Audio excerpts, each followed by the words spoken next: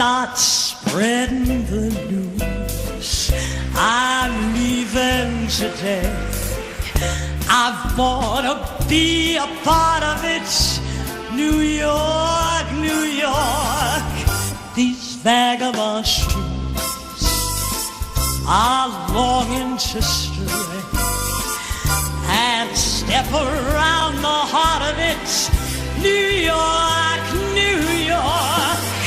I want to wake up in the city that doesn't sleep, to find a king of the hill, top of the heap. My little town are melting away. I'll make a brand new start of it in old New York. If I can make it there, I'd make it anywhere. It's up to you, New York, New York. Thank you, Paris. Yeah.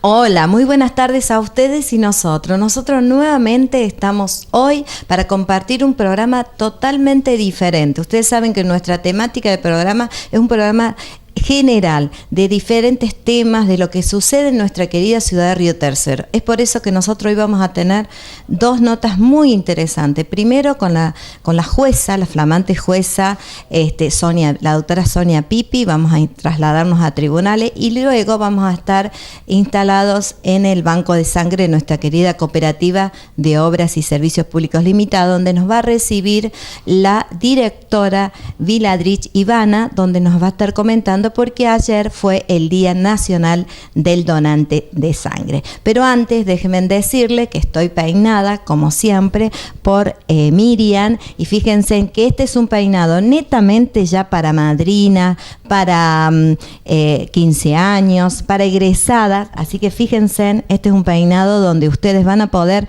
sinceramente ir. Miriam está ubicada en la calle 25 de Mayo, entre Sarmiento y Mitre. Así que no se olviden que allí está ella. Bueno, no se vayan porque ya regresamos.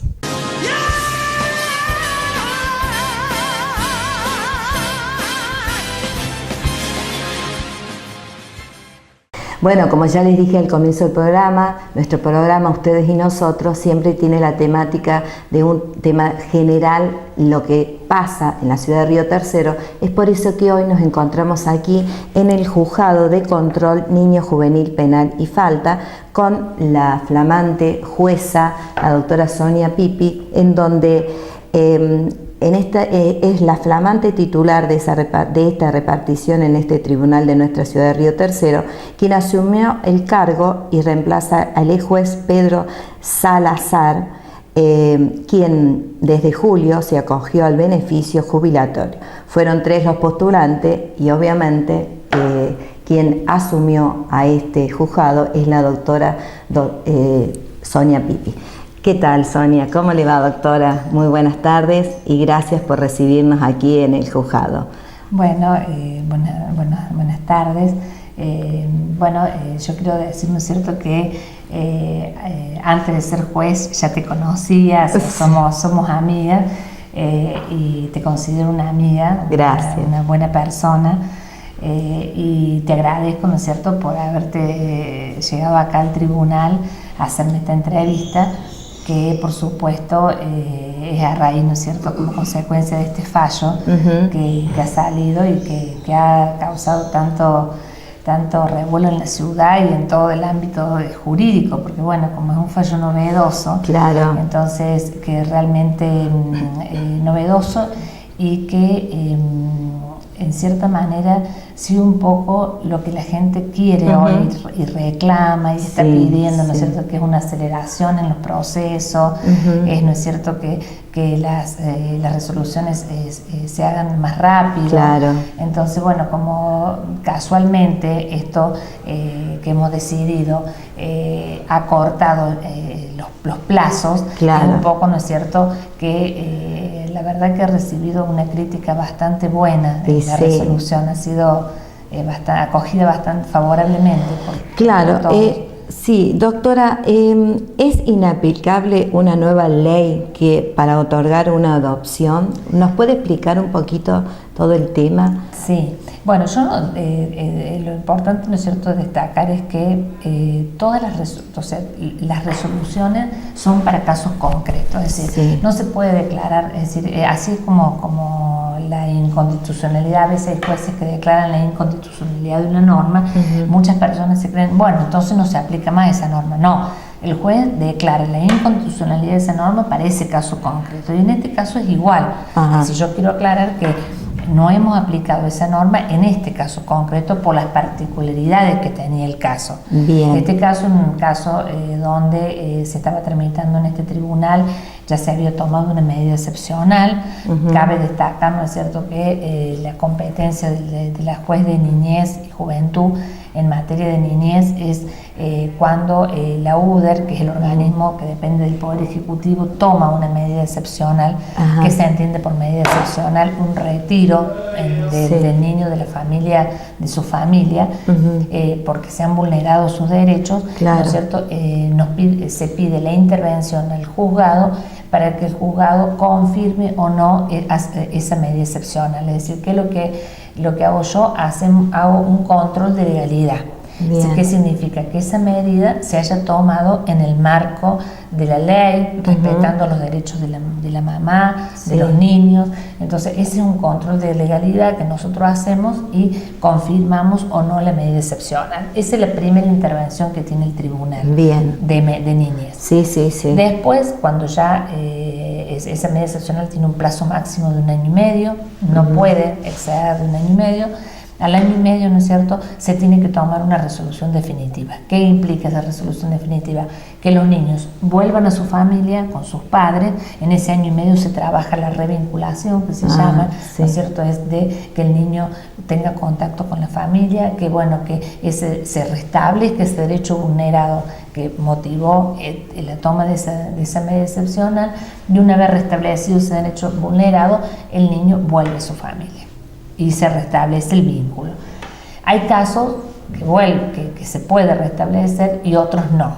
El caso, ¿no es cierto?, que no se había traído a consideración mía, era un caso donde los niños ya se había tomado esa medida excepcional hacía 5 años que los niños estaban con esta familia, ya se había hecho el control de legalidad, ya se había confirmado esa medida excepcional. No solamente eso, sino que se habían declarado por sentencia el estado de preadoptabilidad.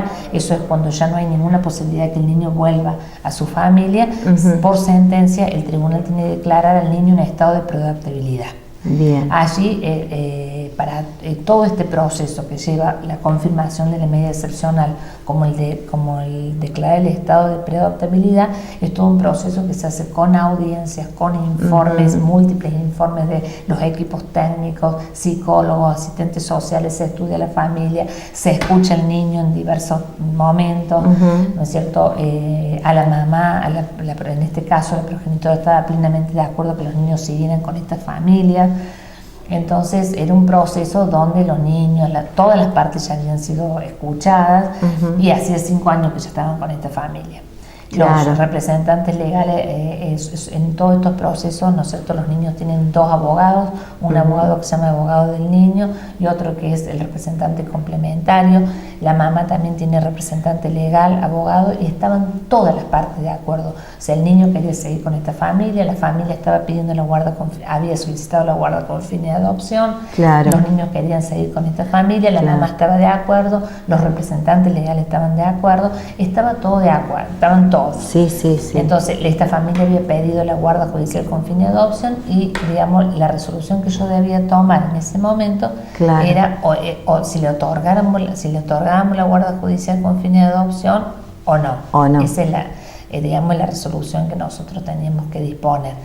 Y bueno, nosotros nos pareció que sí, que por supuesto que correspondía otorgar la guarda judicial, pero eso implicaba que se otorgaba la guarda judicial, eran 6 meses ¿no es cierto? Tenían que esperar para iniciar la adopción y después se iniciaba todo un proceso de adopción que es igual que el proceso que ellos ya habían hecho de guarda, Claro. o sea, con audiencias, con informes, escuchar a los niños. Sí, sí. Entonces, a mí me pareció que estos 4 niños, uno que estaba con una familia, 3 con otra familia, desde hacía 5 años, donde Claro. ya habían participado de múltiples audiencias, Sí, donde sí. todas las partes estaban de acuerdo, donde ya habían hecho todo, estaban inscritos en el registro de adoptantes, la familia, o sea, que habían cumplido todos los requisitos legales para adoptar.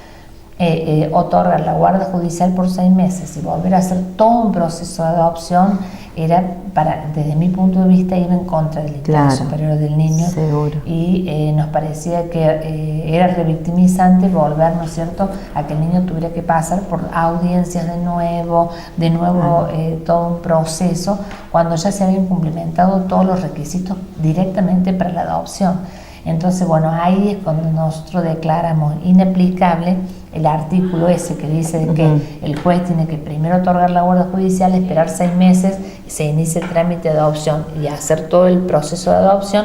Nosotros directamente en la resolución directamente dispusimos, en vez de la guarda judicial con fin de adopción, la adopción definitiva, para que no tuvieran que pasar por todo un nuevo proceso. Claro. Que ya habían sido 5 años que estaban con esta familia. Claro. Por eso, para este caso particular, muy distinto sería si se presenta otro caso donde la familia hace muy poquito que tiene los niños, donde están transitando todo el trámite de guarda. Entonces ahí sí, a eso se dan 6 meses para ver también cómo funcionan, porque esos 6 meses que da la ley no es caprichoso, es un poco también, ¿no es cierto?, como para ver cómo es la adaptación de los niños a la familia, cómo las familias se adaptan a ese niño. Después por eso también se hacen todos nuevos estudios durante un año, durante el proceso de adopción. Son 6 meses y después todo el proceso de adopción con todas audiencias, estudios nuevos, y bueno, porque es todo un proceso. Ese proceso en este caso ya estaba muy cumplido porque hacía 5 años que estaban las familias estudiadas con los niños. Claro. Doctora, ¿qué le parece si nos vamos a un pequeñito corte y cuando regresemos continuamos con esta explicación tan directa que nos está realizando usted y que sinceramente cuántas familias las van a estar viendo en nuestro programa, porque es un tema que día a día se habla y día a día le pasa a muchas familias, yo creo que no solamente en nuestra ciudad, sino en toda la Argentina, ¿no? ¿Le parece bien, doctora? Sí, no hay ningún problema. Bueno, nosotros ya regresamos, no se vayan.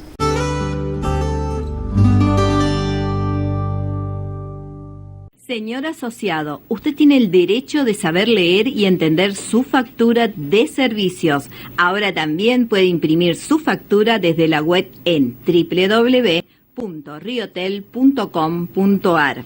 Cooperativa de Obras y Servicios Públicos, los 365 días trabajando por nuestra gente.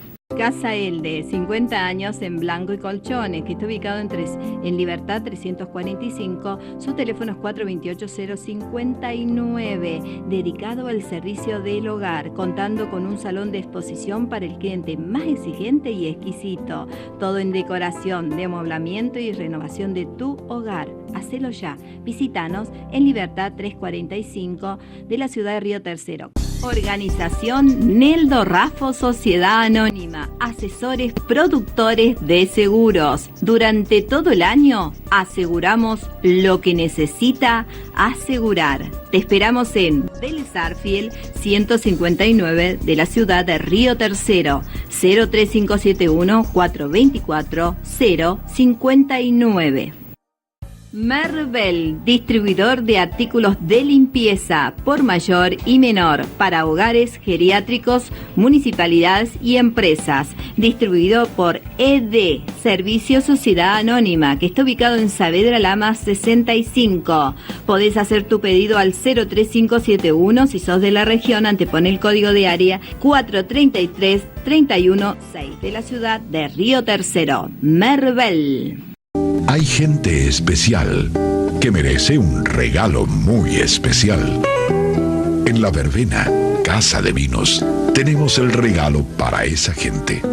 La Verbena, Casa de Vinos, un lugar tan exclusivo como usted.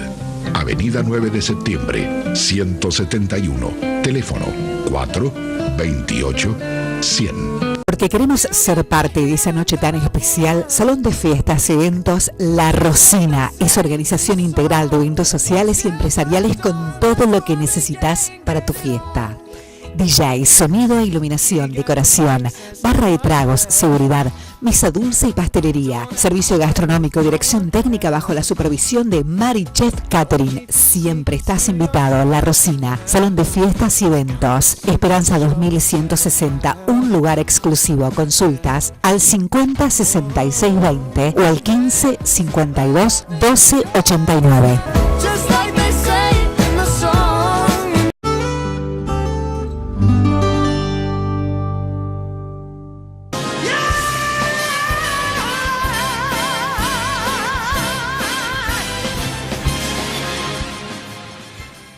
Y bueno, nosotros continuamos aquí en el juzgado y bueno, más precisamente con la jueza, la doctora Sonia Pipi. Doctora, estas dos familias tenían, se habían inscrito, tenían los requisitos bien para poder, ¿no es cierto?, ingresar primero, como ya nos explicó, a una adopción, a una guarda, Claro. ¿no?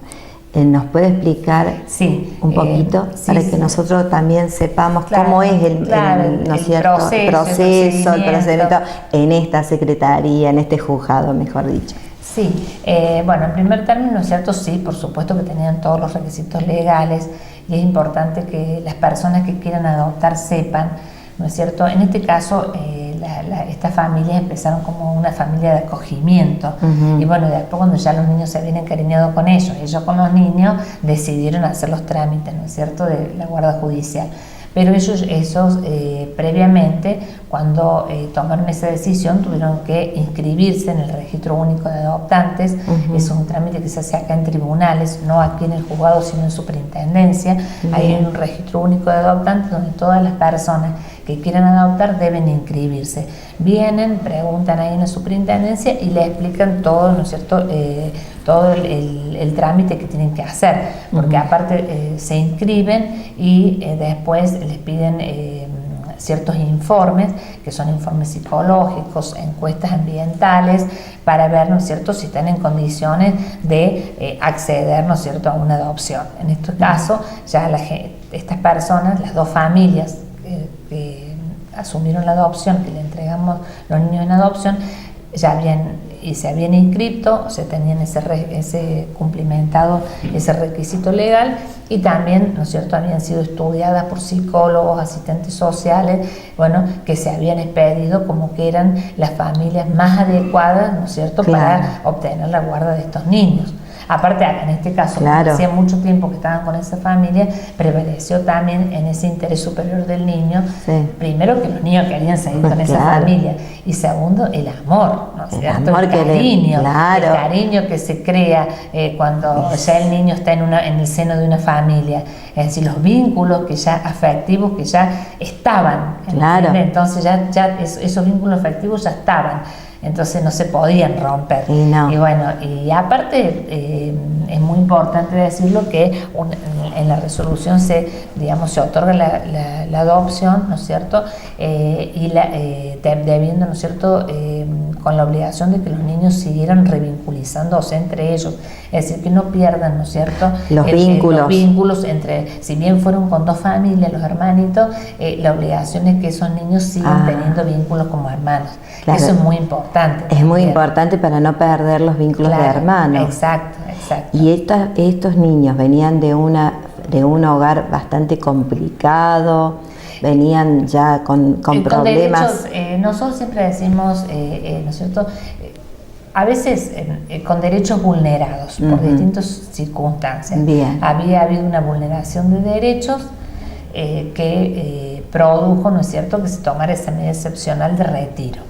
Y se trabajó para revinculizarlos con la familia y no se pudo. Pero de igual manera la mamá estaba muy de acuerdo porque, bueno, siguieron teniendo contacto con la mamá los veía bien, estaban muy bien, digamos, se habían, los vínculos afectivos que tenían con la familia eran muy fuertes, la mamá los veía bien, claro. Y bueno, entonces la mamá estaba de acuerdo que los niños siguieran y se les diera la adopción a estas personas. Claro.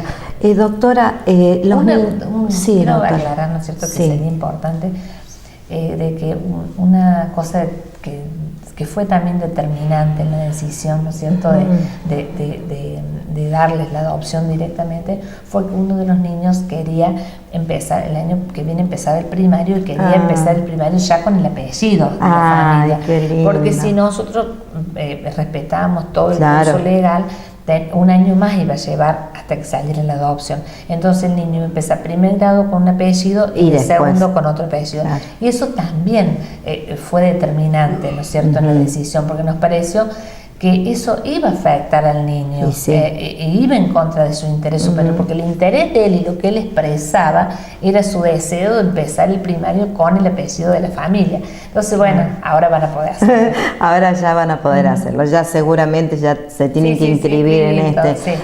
Es muy importante lo que usted nos está comentando.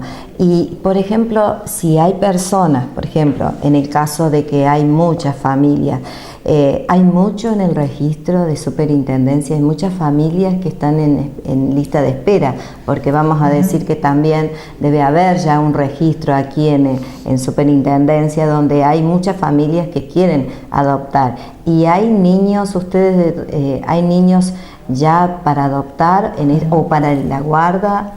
¿Nos puede explicar un poquito, Sí, doctora? bueno, en primer lugar, yo creo que el paradigma del retiro se ha superado, es decir, ya no, es decir, antes a lo mejor un niño se encontraba con una vulneración de derecho y la primera medida era retirarlo de su familia. Ahora se agotan todas las instancias, es decir, por eso es una medida excepcional, Sí, sí. de tercer nivel.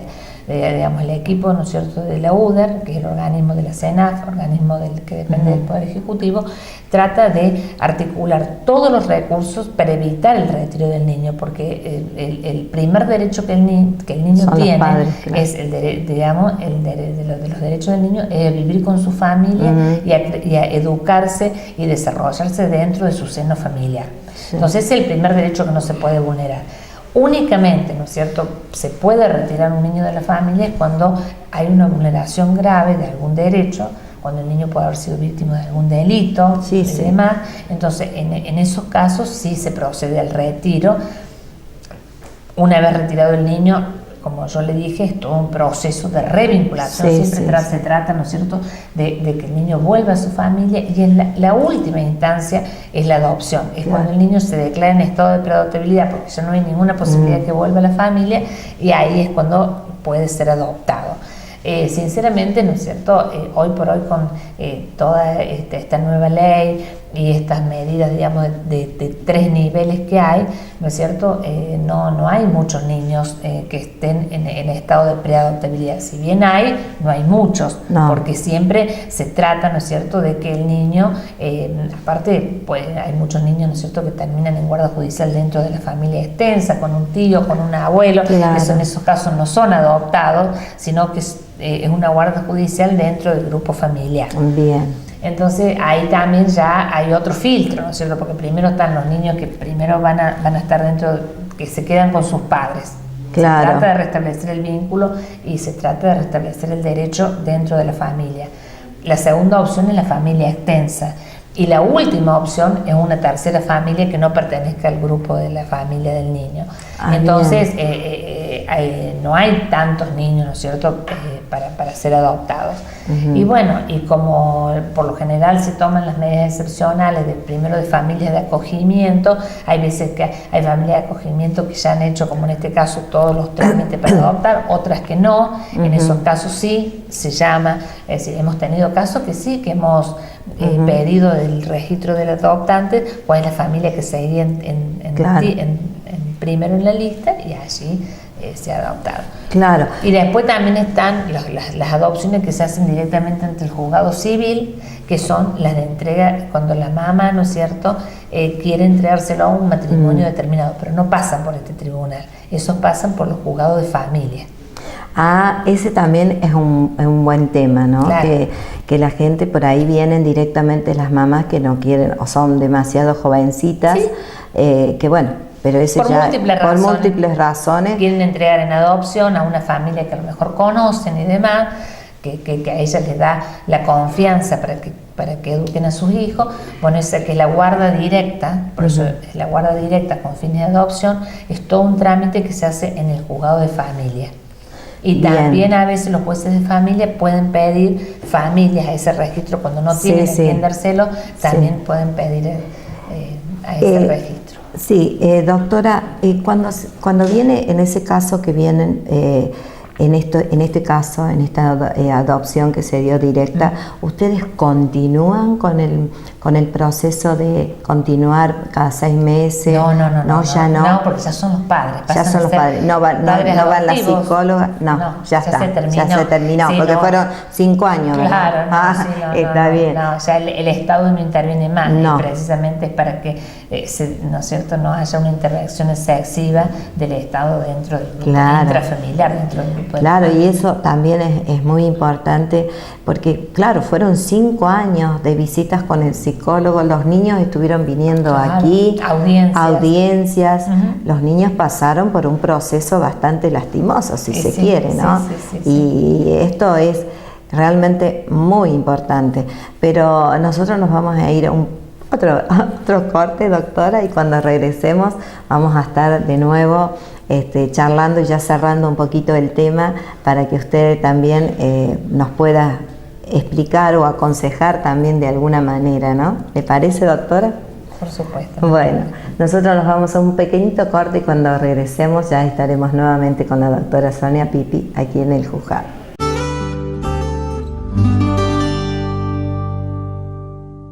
Señor asociado, usted tiene el derecho de saber leer y entender su factura de servicios. Ahora también puede imprimir su factura desde la web en www.riotel.com.ar. Cooperativa de Obras y Servicios Públicos, los 365 días trabajando por nuestra gente. Casa Elde, 50 años en Blanco y Colchones, que está ubicado en Libertad 345. Su teléfono es 428-059, dedicado al servicio del hogar, contando con un salón de exposición para el cliente más exigente y exquisito. Todo en decoración, de amoblamiento y renovación de tu hogar. Hacelo ya. Visítanos en Libertad 345 de la ciudad de Río Tercero. Organización Neldo Raffo Sociedad Anónima, asesores productores de seguros. Durante todo el año aseguramos lo que necesita asegurar. Te esperamos en Vélez Arfield 159 de la ciudad de Río Tercero, 03571 424 059. Merbel, distribuidor de artículos de limpieza por mayor y menor para hogares geriátricos, municipalidades y empresas. Distribuido por ED, Servicio Sociedad Anónima, que está ubicado en Saavedra Lama 65. Podés hacer tu pedido al 03571 si sos de la región, antepone el código de área 433-316 de la ciudad de Río Tercero. Merbel. Hay gente especial que merece un regalo muy especial. En La Verbena, Casa de Vinos, tenemos el regalo para esa gente. La Verbena, Casa de Vinos, un lugar tan exclusivo como usted. Avenida 9 de septiembre, 171, teléfono 428-100. Porque queremos ser parte de esa noche tan especial, Salón de Fiestas y Eventos La Rosina es organización integral de eventos sociales y empresariales con todo lo que necesitas para tu fiesta. DJ, sonido e iluminación, decoración, barra de tragos, seguridad, mesa dulce y pastelería, servicio gastronómico, dirección técnica bajo la supervisión de Mari Chef Catering. Siempre estás invitado a La Rosina, Salón de Fiestas y Eventos, Esperanza 2160, un lugar exclusivo. Consultas al 50 66 20 o al 15 52 12 89. Just like they say in the song.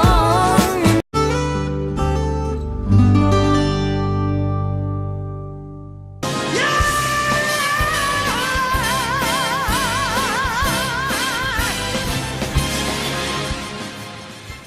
Bueno, y continuando aquí con la doctora Sonia Pipi, ya en el último bloque, que le tenemos que agradecer nuevamente el habernos recibido aquí en el juzgado, en su secretaría.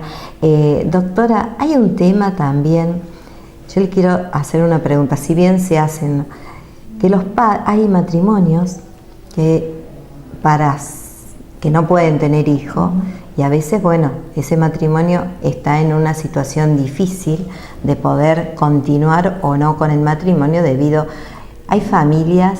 ¿Cómo usted nos puede aconsejar, o bien cómo se da el tema de que hay matrimonios para salvar el matrimonio urgente quieren adoptar? Ustedes, ¿cómo canalizan ese tema, esos matrimonios que hay?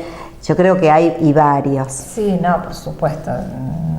Habrá de todo, digamos. Hay de todo. Pero bueno, yo creo, ¿no es cierto?, que lo que hay que destacar es que la finalidad de la adopción, o la adopción como institución, la finalidad no es que un matrimonio, o sea, no es salvar, digamos, a un matrimonio, o que el matrimonio cumpla, su idealización de tener un hijo, sino que la finalidad de la adopción, ¿no es cierto?, es que el niño encuentre una familia, claro, que lo quiera, sí, y que le garantice todas las necesidades y el pleno ejercicio de todos los derechos que han sido seguramente algunos vulnerados, porque lógicamente si se da en adopción, o si el niño sale en adopción con una familia, es porque fue abandonado por sus padres, claro, o porque se tomó una medida excepcional y se le vulneró algún derecho y dio lugar, ¿no es cierto?, a que la UDER tomara una medida, la Senado.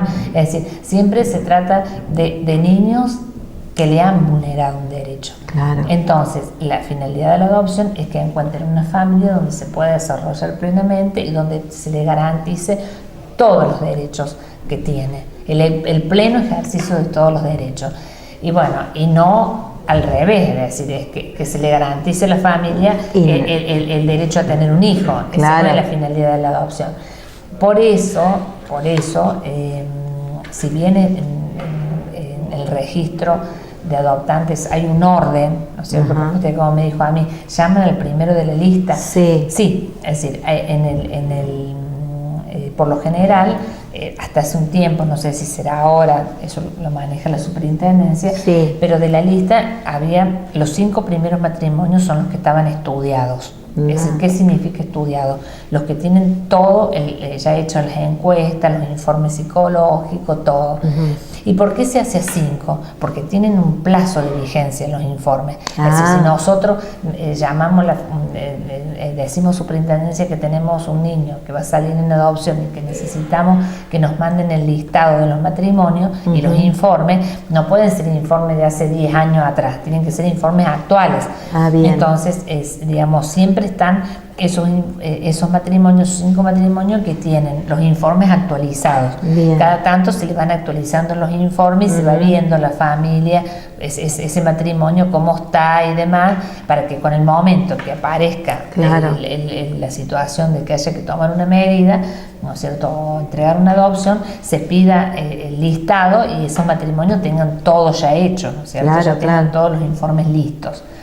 Bueno, ¿por qué se piden? Por lo general se estudian 5 familias, porque también, ¿no es cierto?, las familias, y de acuerdo a la dinámica de la familia, el juez puede decidir dentro de los 3 primeros matrimonios, ¿no es cierto?, cuál le parece el matrimonio más adecuado para este niño. Claro. Porque hay matrimonios que a lo mejor ya son grandes, hace mucho que están inscritos y quieren un niño un poquito más grande, claro, dentro de las manifestaciones que han hecho, porque en esa inscripción, que es importante que la gente sepa, le van a hacer poner muchas, le hacen como una entrevista, y en esa entrevista ellos tienen que poner muchas cosas, ¿no es cierto?, no solamente datos personales de ellos, sino también cuáles son sus intenciones, si quieren un niño recién nacido, o puede ser un niño de 1 a 5 años, puede ser grupo de hermanos, hay muchas opciones. Claro. Entonces, cuando nosotros tenemos, supóngase, un caso de que van a salir 2 o 3 hermanitos en adopción, nosotros pedimos el listado ese a la superintendencia Y dentro del listado vamos seleccionando, esta es la familia que está inscrita para 3 hermanitos, para 2 o 3 hermanitos. Claro. Entonces, a lo mejor hay 10 antes, Sí, pero sí, dentro sí, de esos sí. 10 quieren un solo niño recién nacido, no se adapta al caso en particular. Entonces, Claro. por eso es que por lo general hay varias familias estudiadas y las familias estudiadas son de distintas situaciones, porque para que si nosotros necesitamos una familia que quiera adoptar hermanitos, ya esté estudiada. Entonces, Claro. cuando todo ese análisis para ya ir elaborando todos los informes, lo hacen en la superintendencia. Entonces dicen, bueno, acá tenemos 2 o 3 familias estudiadas para niños recién nacidos, 2 o 3 familias estudiadas para el grupo de hermanitos, 2 o 3 familias estudiadas para niños de más de 5 o 6 años, que hay veces que hay casos que se dan. Hay casos que se dan de Claro, niños de más chicos grandes, ¿no? Entonces, eso acorta mucho el tiempo, Sí. le da celeridad al proceso, porque bueno, las familias ya están estudiadas. Y dentro de esas 2 o 3 que están todas estudiadas, ¿no es cierto? Los psicólogos a veces se despiden cuál le parece más favorable, de acuerdo a la dinámica, y bueno, y de acuerdo a esto que usted decía, ¿no es cierto? Evitar Sí, a lo sí. mejor entregarle un niño a una familia que a lo mejor los requisitos legales y económicos le dan, pero le falta este requisito que es Claro. el psicológico, ¿no es cierto? Que es el que realmente tengan bien claro cuál es la finalidad de la adopción y digamos así, y todo el proceso que implica, porque Sí. bueno, primero hay una guarda judicial de 6 meses que es provisoria, donde a veces la mamá puede cambiar la situación y pedir, ¿no es cierto?, y reclamar la entrega.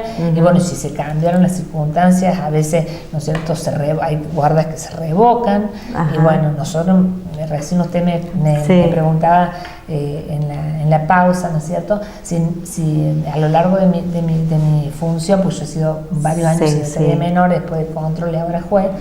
Como secretaria de menores había tenido un caso que yo me recordara o que Claro. me hubiera, digamos, resonante. Y sí, lógicamente, yo me acuerdo de un caso que tuvimos que retiramos 3 niñas, bueno, del seno de la familia, y habían salido con una familia espectacular, estaban los niños, ya se habían integrado, todo. Pero bueno, dentro de ese plazo de 6 meses de guarda judicial con fin de adopción, la mamá se casó, claro. digamos, cambiaron las condiciones que habían motivado el retiro, porque era un retiro principalmente porque no podía tener tantos hijos, Claro. si no, la señora estaba sin trabajo, ella misma había venido a decir, yo no los puedo tener a mis hijos porque no los puedo dar de comer, no Y tengo eso es, medios. claro. Bueno, y en esa época no estaba, digamos, este organismo del Estado, del Poder Ejecutivo, Sí, que sí. tenía la obligación, si bien el Estado tiene la obligación de asistir a la familia, pero bueno, no estaba esto tan legislado como es ahora, que son las de primer nivel. Claro. Las de primer nivel, el Estado tiene que amparar esa mujer y darle todos los elementos para que ella no llegue a poner a disposición de un juez Claro. su hijo. Bueno, pero en esa época no existía. Y a su vez, no solamente era por una situación económica, también era descuido, bueno, muchas situaciones que tenía la circunstancias mamá. que el juez en ese Claro. momento evaluó, y que los informes decían que había que hacer un retiro, y se retiraron esas niñas y pasaron a esta familia. Y bueno, en el término de 6 meses, la mamá vino un día, que se había casado, que estaba espectacular, que tenía todo, digamos, se había Para darle establecido todo, y tuvimos que revocar la guarda, y las niñas volvieron con la mamá. Y, bueno, y yo era secretaria en ese momento, yo estaba tan amargada porque yo veía a los chicos que ya estaban con esa familia lloraba, no fue de terror realmente, fue muy triste. Y vino un psicólogo y me dice, mira Sonia, dice, vos no tenés que estar amargada, porque la sangre es algo tan fuerte en las personas, el derecho de sangre. Dice, y vos viste esos niños, y es cierto, cuando esos niños vieron a su mamá de origen, a su progenitora, estaban bárbaros con esta familia, pero cuando vieron a su mamá, se fueron corriendo, la abrazaban, la besaban. Entonces, el lazo de sangre, a veces los lazos de sangre son tan fuertes, tan fuerte que superan todo. Claro. Y yo en ese momento me di cuenta que era así, Claro. que los niños podían tener todo con esta familia. Afecto, digamos, materialmente Todo. todo. Y con la mamá a lo mejor no iban a tener la misma situación, pero iban a tener algo, como me decía el psicólogo, algo que era mucho más importante, Claro. que era estar con su mamá, con la que lo había tenido, con la que habían, digamos, que era su sangre. Exacto. Y yo, bueno, fue un aprendizaje. Yo era muy joven, recién empezaba Claro. en tribunales, y bueno, a mí me parecía otra cosa, y me marcó realmente ese caso, porque realmente creo que los niños tienen que vivir con su familia y con su claro. familia de Sí, sangre. sí, sí. Eso es lo primero. Sí. Y bueno, todo el resto es, digamos, es consecuencia de la imposibilidad a veces, ¿no es cierto? Claro. Pero siempre debe prevalecer, ¿no es cierto?, la familia. Claro, y ahora usted que me está contando de este caso, nosotros hemos a través de, bueno, de que uno anda del periodismo y ha hecho muchas notas, y yo me acuerdo de una familia que también se desvivía por esa hija y de pronto volvió al seno materno. Y bueno, y uno dice, qué injusto en ese momento, me pasó a mí, en ese momento digo, qué injusto que haber estado bien, pero es cierto, los lazos de sangre son tan fuertes. Ahora, doctora, Aparte, convengamos que a mí me ha pasado de tener casos, ¿no es cierto?, que se habían entregado en otra época anterior. Sí. Yo tuve un caso que vino una chica, abogada profesional, quiso hablar conmigo cuando yo era secretaria, también es otra cosa que me impactó, que había sido adoptada hacía 20 y pico de años, y este juzgado había entregado la guarda judicial con fin de adopción y la adopción. Sí. Se había hecho acá en Río Tercero, yo no me acuerdo qué juzgado había intervenido, pero se había hecho. Yo en ese momento era secretaria cuando la chica vino, y digo, mira, le digo, yo en esa época ni trabajaba, era niña todavía. Le digo, pero bueno, yo me voy a fijar, y bueno, empezamos en los registros, empezamos a buscar, porque ella buscaba su mamá, quería conocer a su mamá. Después de tantos años. Y a profesional, y venía de Rosario. Y ella venía acompañada por su mamá adoptiva, porque la mamá adoptiva dice, ella es su derecho de conocer a su mamá. Dice, y yo tengo que garantizarle ese derecho. Ella hoy pide eso y yo se lo voy a garantizar. Qué bueno. Y bueno, hicimos todo, y bueno, sí, se reencontró con su mamá de origen y demás. Entonces, ahí eso también determina lo fuerte que son los lazos de sangre, y que el niño adoptado en algún momento de su vida por ahí quiere conocer a su mamá de origen. Pero ha pasado, ¿no, doctora? Sí, ha pasado. Está pasando. Este es un caso. Sí.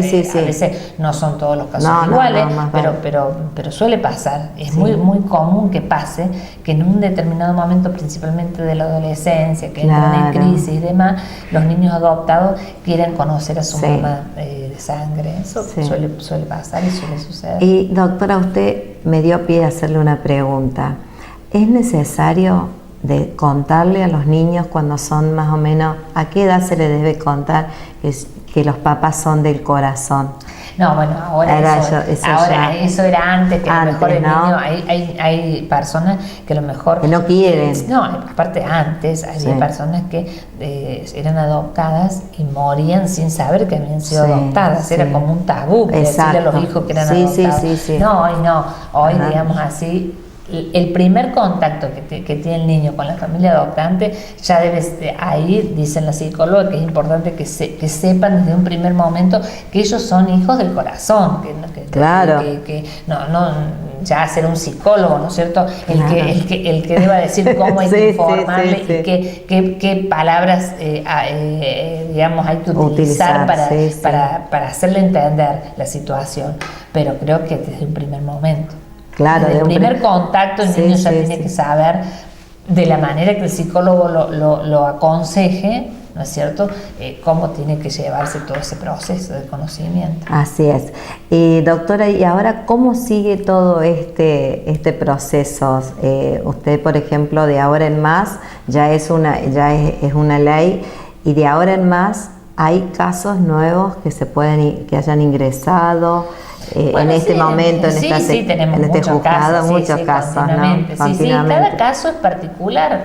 Puede llegar a haber algún otro caso que a lo mejor también se puede llegar a aplicar el mismo criterio de no hacer una adopción cuando haya, a lo mejor cuando se den pautas muy similares a esta, tiene que darse, ¿no es cierto?, otros casos que se va a aplicar todo el proceso como corresponde, que de hecho hemos hecho, a mí me preguntaban si ese artículo, si ese procedimiento de adopción ya se había aplicado en otros casos.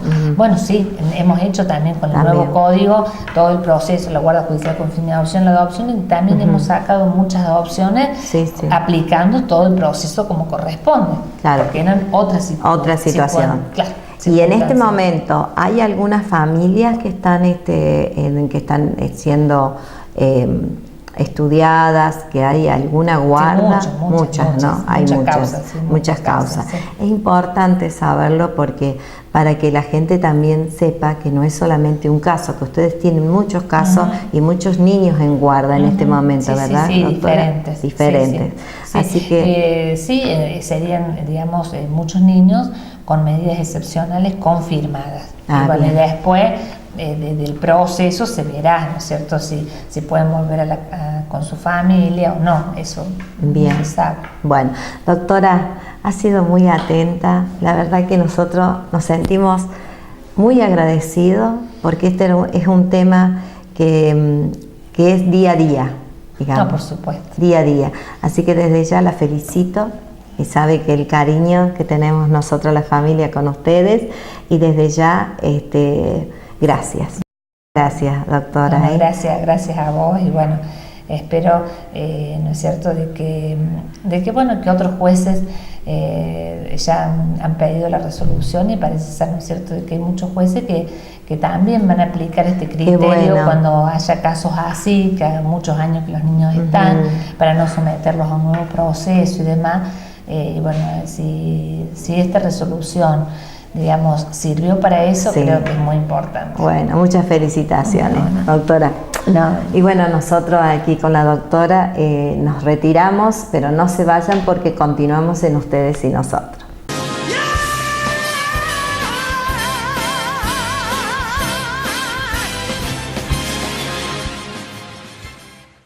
Y bueno, recorriendo las instalaciones del Centro de Capacitación, nos encontramos aquí nuevamente en el Banco de Sangre y estamos con la directora Viladrich Ivana, número de matrícula 24380-9, y tiene la matrícula de especialidad 9112. ¿Qué tal? Buenas tardes, Ivana, ¿cómo estás? Buenas tardes, muy bien, un gusto para nosotros recibirte, que nos puedas visitar, de paso mostrar un poco en lo que trabajamos a la gente, así que fantástico tenerte hoy acá.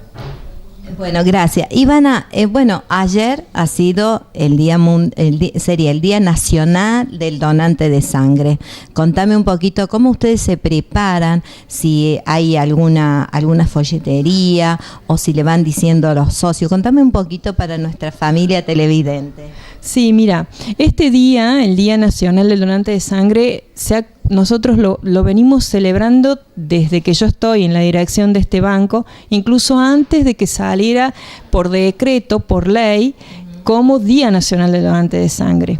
Yo comienzo a trabajar en esta institución en el año 2001 y ya ahí lo comenzamos a celebrar, y esto salió marcado por ley en el año 2004 bajo la ley 25.936, así que siempre fuimos pioneros y adelantados en esto, que para nosotros es el reconocimiento a aquellos que tienen tanta solidaridad para con el que lo necesita. ¿Y por qué se conmemora? También es un reconocimiento a Luis Agote, que es un argentino que realiza la primera transfusión citratada. ¿Qué quiere decir citratada? Es el anticoagulante que viene en el kit de la bolsa descartable que se usa para recoger la sangre del donante. Entonces eso nos permitió un avance importante en la ciencia médica, porque no se coagulaba la sangre, nos permitía conservarla por 35 días, depende del conservante que se use, la unidad puede durar 21 días, 35 o 42 días. Generalmente sale antes la unidad porque es una cosa que tiene mucho uso. siempre y cuando, por supuesto, uno lo guarde en heladera a un rango de temperatura de 4 grados. Claro. Entonces de ahí viene el Día Nacional del Donante de Sangre, y desde esa época estamos nosotros celebrando, siempre agasajando al donante con obsequios, repartiéndole. Generalmente llevamos alguna golosina, los vamos a visitar. Muchas veces hemos tomado al que primero donaba por primera vez sangre, o si no, el que tenía varias donaciones de sangre. Y aprovechamos para hacer distintas charlas, promocionar la donación de sangre. También tenemos, para invitarlos de todos de paso, para el 15 a las 18 horas, en el centro de capacitación nos vamos a juntar con la gente que está haciendo todo el proyecto de prevención de diabetes, porque el 14 es el Día Mundial de la Diabetes. Entonces se está haciendo un trabajo a nivel de la cooperativa en la detección con distintos controles, y bueno, va a haber toda la gente de la Fundación Salud Vida, que está a cargo de la doctora Karina Olivieri con su equipo. También vamos a tener a la profesora Marina Badino del Conservatorio Juan José Castro con su equipo de danza, por supuesto la licenciada que nos está acompañando en este proyecto, la licenciada Rosina, y bueno, y la doctora Gagliardi, que son las que siempre están trabajando en las extracciones, en los controles de glucemia y demás. ¿A qué hora va a ser el 15? El 15 a las 18 horas, en el centro de capacitación, en el auditorio del centro de capacitación. Bien, y doctora, ¿cómo estamos hoy por hoy el banco de sangre? ¿Hay mucha capacidad? ¿Tienen muchas donaciones de sangre, de donante de sangre? Porque qué importante que es donar sangre, ¿no? Explíquenos un poquito por qué es tan importante donar y antes que nada, ¿por qué es importante ser socio? Sí, mira, asociarse. Nosotros siempre insistimos en esto de que la gente se asocie, porque en la cooperativa es voluntaria la adhesión. Esto quiere decir que la gente tiene tiempo para decidir si tener este servicio, que es un servicio más de la cooperativa, o no. Porque es solidario, pero es para los que son asociados nada más. Eso siempre lo recordamos, y por eso explicamos la importancia de la donación, para que después, cuando tengan algún evento, una desgracia, una enfermedad como es un cáncer, una cirugía cardíaca o un accidente, que es algo que uno no lo prevé, no tengan que salir desesperados a buscar, a golpear puertas y a ver quién les va a poder donar sangre. Porque hay situaciones, por ejemplo, un accidente a veces te lleva hasta 50 transfusiones, quiere decir 50 personas. Por eso es importante pertenecer a un banco de sangre, porque en ese caso nosotros mismos somos los que trabajamos en buscar la gente, en directamente darle las unidades, así asistirlo con las unidades de plasma, de plaqueta o de glóbulo rojo, incluso de crioprecipitado. Por eso siempre decimos que de una donación, ¿por qué es importante la donación? Porque con una donación se salvan 3 vidas, porque nosotros vamos viendo de acuerdo a la necesidad que tiene ese paciente, a qué es lo que tiene un recuento plaquetario bajo, se le van a dar plaquetas. Si está con falta de oxigenación a nivel de los tejidos, se le va a dar glóbulo rojo. Si no coagula bien su sangre, se le va a dar plasma, que es donde están los factores de coagulación. Entonces, por eso siempre decimos que una persona ayuda a 3. Claro. Porque y qué importante, ¿no? Claro, porque nosotros fraccionamos después la unidad donada. Entonces, siempre insistimos eso. Aparte, es un bienestar tan grande de aquel que puede ayudar, el que dona sangre para ayudar a los demás. Realmente la gente se siente muy reconfortada. También eso es importante porque la gente genera hábitos de salud, de buena salud, dejan situaciones de riesgo, porque todo esto implica también una educación. Y nosotros aquí tenemos como norma evitar extraer sangre a gente que ha estado en una situación de riesgo. ¿A qué le llamamos eso? A gente que ha tenido contactos sexuales con alguien que no conocía, no usó preservativo, o de pronto pagó por una relación sexual, o de pronto tuvo relaciones sexuales con alguien que está consumiendo drogas, que es un gran problema hoy por hoy en la sociedad, el tema de la droga, porque la gente no es consciente a veces de lo que está haciendo cuando está drogado, y eso puede llevar a contraer una enfermedad de transmisión sexual que le llamamos, que queda en la sangre y después, si uno la recoge con la donación, se transmite a otra persona. Nosotros tenemos análisis de muy alta complejidad para eso, contamos con la biología molecular, que es un excelente análisis, pero no obstante, siempre hacemos hincapié porque lo que nosotros pretendemos es que la gente tenga un estilo de vida saludable. Por eso también estamos colaborando con la gente de diabetes, porque nuestro lema es cuidar al donante. Doctora, ¿qué edad tienen que tener para donar sangre y cómo es la extracción también, para que, bueno, también sepan que no es, para que usted nos explique? Ya nos ha explicado, pero siempre es bueno volver a explicarles, ¿no es cierto?, qué edad tienen que tener y también cómo es la extracción. Claro. Bueno, mira, la ley nos permite sacar a la gente entre los 18 y 65 años de edad, que pese más de 50 kilos.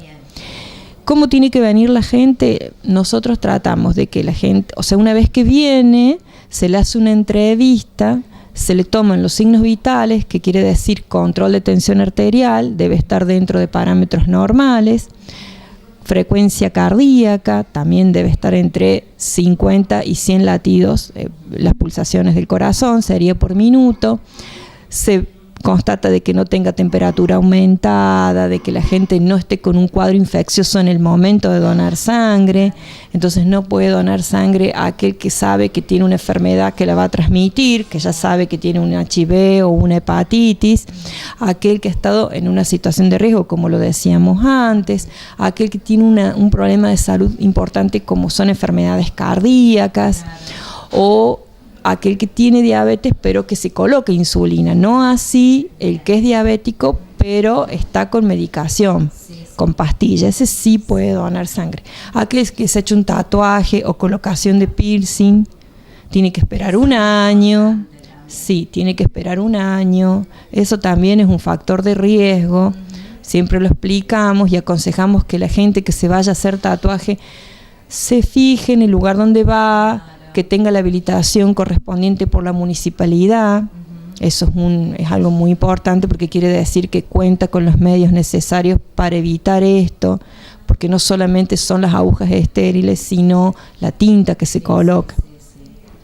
Entonces nos vamos a fijar, esos son uno de los requisitos que la gente tiene que tener al momento de que vienen a donar. No obstante, pueden pertenecer al banco de sangre, pueden asociarse igual, aunque no estén en condiciones de donar. Eso lo evaluamos nosotros. Una vez que se anotan en la cooperativa, tienen que venir para el banco de sangre en Colón 165, se les hace una pequeña historia clínica, se les toma una muestra de sangre, no una donación, sino una muestra donde se le hace un examen de rutina de sangre, y con eso nosotros vemos si van a poder o no donar, o si solamente van a poder recibir.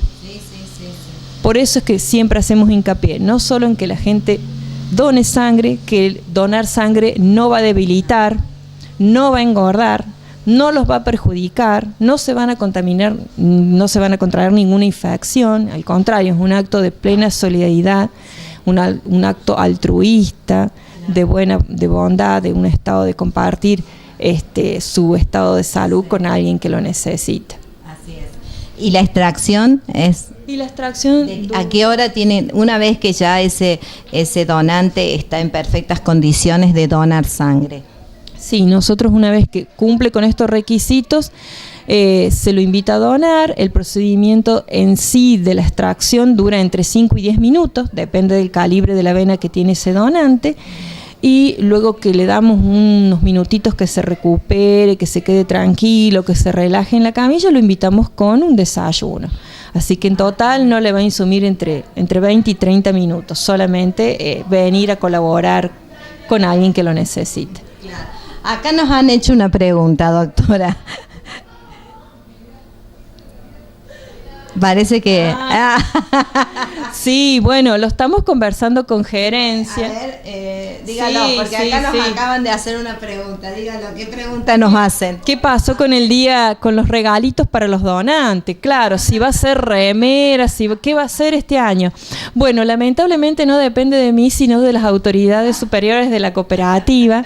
Ya se pasó nota y estamos esperando porque el 9 de noviembre es fue el Día Nacional del Donante, pero nos tomamos todo el mes para después alcanzar los obsequios. Pero seguramente que me van a decir que sí, porque todos los años me han dicho que sí.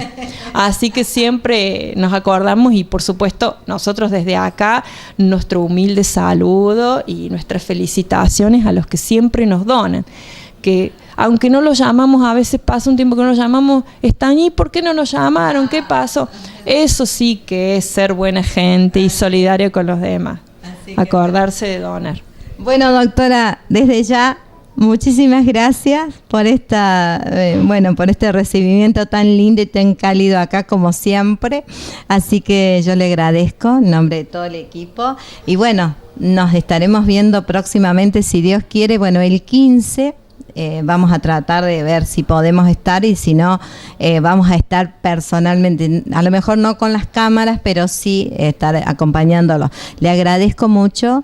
Ya vamos a hacer una toma seguramente con todo el personal que usted tiene aquí a cargo y desde ya muchas gracias, doctora. Bueno, no, a usted por la visita y bueno, recordarle a la gente que va a estar muy bueno lo del 15. Me olvidé de decir que también tenemos un profesor que hace Tai Chi, profesor Darío, que también va a terminar la charla porque tenemos que tener en cuenta que la diabetes tiene que ver mucho con la psiquis de la persona. Entonces, si logramos tener una psiquis equilibrada, eso es como que nos protege de contraer una enfermedad tan fea, con tanta consecuencia negativa como es la diabetes. Bien. Así que, bueno, doctora, muchísimas gracias y bueno, y nosotros ya con ella nos vamos a despedir hasta el próximo programa, pero antes vamos a tomar nuevamente una toma con todo el personal, como ya le dije. Así que, ¿qué le parece, doctora, si les deseamos un muy buen fin de semana a todas las familias y que nosotros nos vamos a reencontrar nuevamente, si Dios quiere, el próximo viernes? ¿Le parece bien que saludemos a las familias de Río Tercero? Sí, por supuesto, un saludo enorme a las familias, que no hay mejor cosa y lo único que uno tiene en la vida es la familia y cuidarla. Por eso ser parte del Banco de Sangre es cuidar también a la familia. Así es. Bueno, nos reencontramos nuevamente el próximo viernes. Chao.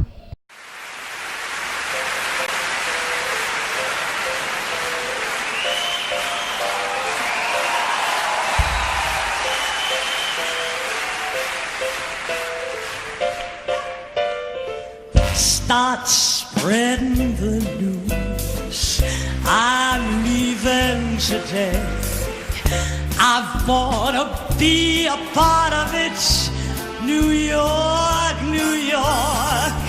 These vagabond streets are longing to stray and step around the heart of it. New York, New York.